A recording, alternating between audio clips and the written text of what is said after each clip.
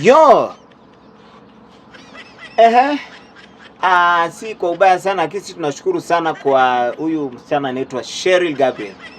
Ulitufanyia kazi nzuri. Hizo ndo makonde tunataka na tumesupport kazi.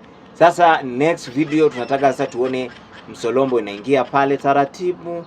Yaani umeivia. Part 1 umepita. Sisi kama watu tumeangalia, you have the potential to help this company.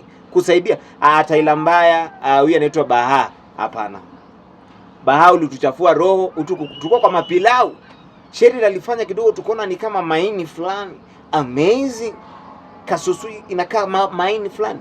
Lakini wewe Taila mbaya ulituchafua roho, tulitapika. Serikali ichukulia hatua za kisheria na hatua madhubuti kali kweli. Kwa huyu anaitwa nani? Gabriel, you're doing good. Uko vizuri na sisi nimesema nitasupport kazi.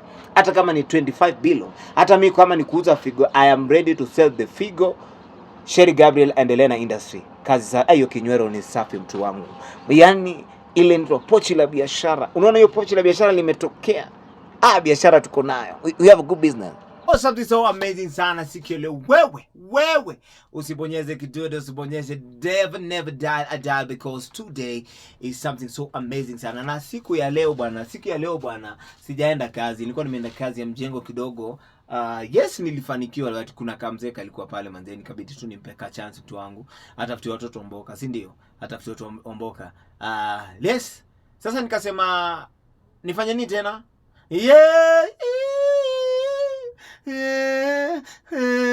Mama, niambie basi mama, niambie bado ano sana, niambie bado upo sana, niambie bado uko rada, nikwambie nikusikie bado unasema, niko tayari kukuonyesha mapenzi.